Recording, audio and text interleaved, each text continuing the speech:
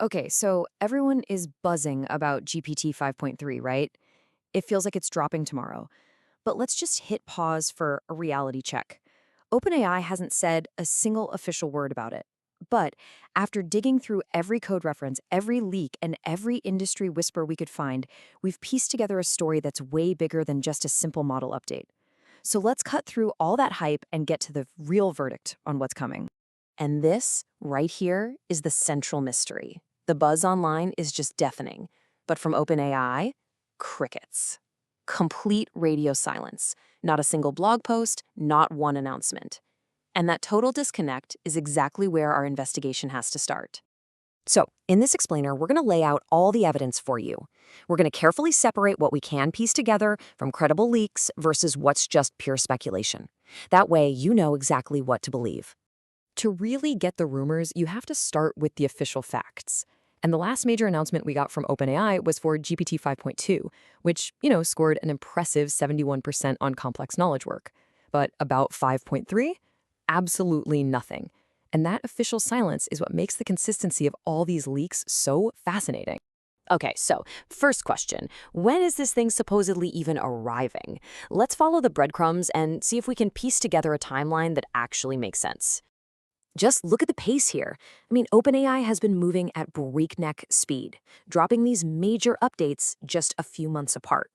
If you follow that exact pattern, which points to about a 6 to 8 month cycle, well, industry sources are locking onto a very, very specific window for the next big release.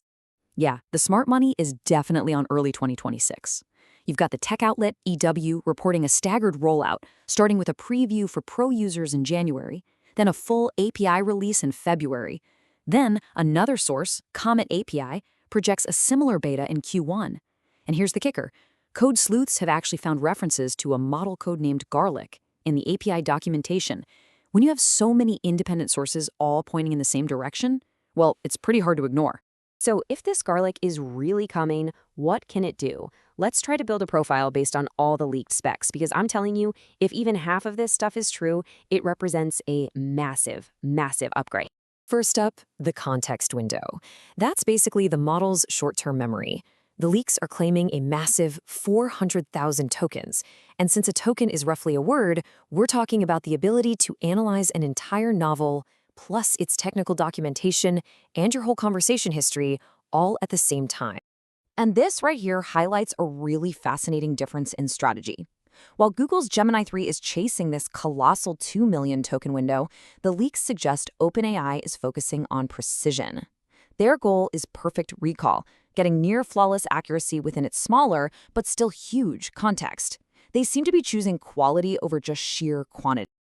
Now, totally separate from what it can take in, what it can put out is also rumored to get a huge boost, jumping up to 128,000 tokens. That means the model could spit out a comprehensive report, or heck, even a short book in a single response. Now, this could be a true game changer. The leaks are suggesting native tool use will be built right into the model's architecture. It wouldn't need a bunch of external code to act. It could manage files, run tests, and query databases all on its own. It's a fundamental shift from an AI that just talks to an AI that actually does. And there's more. The chatter points to a self-verification system, so it can actually fact-check its own answers before it responds, which would be a huge deal for reducing hallucinations. Also, an auto-routing system that sends your simple questions to a fast mode and the complex ones to a deep reasoning mode, all automatically. But really, all of this is pointing to a much, much larger trend. The most exciting leak isn't about making the model bigger, but about making it fundamentally smarter and more efficient. And that is the real story here. It's a concept called enhanced pre-training efficiency, or EPE. Basically, the idea is to pack more reasoning power into a smaller package by getting rid of all the redundant training data.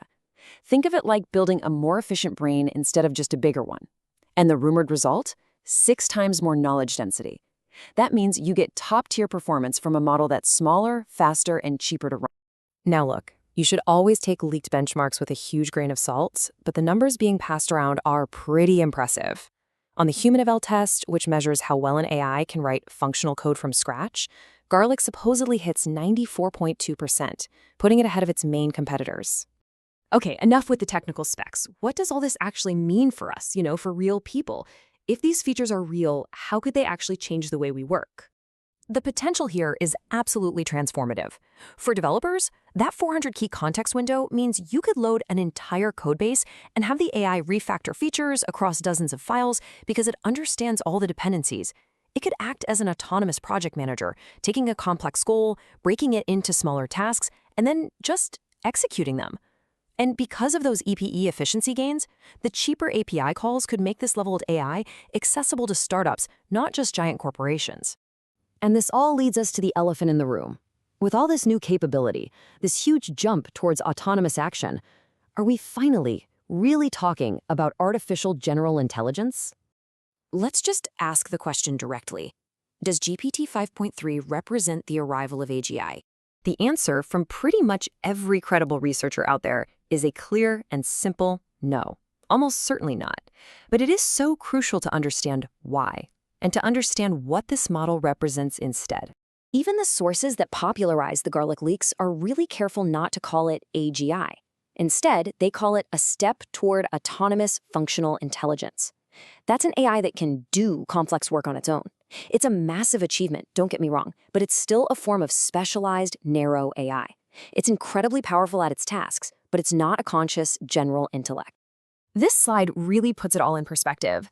Most expert surveys put a 50% chance of AGI emerging somewhere between 2040 and 2050. So a model released in 2026, no matter how powerful it is still just an early step in a very long, iterative climb. So here's the verdict. If the leaks are true, GPT 5.3 signals a major strategic shift. The industry is moving from bigger is better to smarter is better. It's a powerful, efficient evolution of AI for sure, but it is not the final leap to human-level general intelligence. And that leaves us with one last fascinating question. This model, it may not be AGI, but it points directly to a future where our tools become our autonomous partners. So the real question isn't whether it's AGI, but what will we build when our tools can finally manage themselves?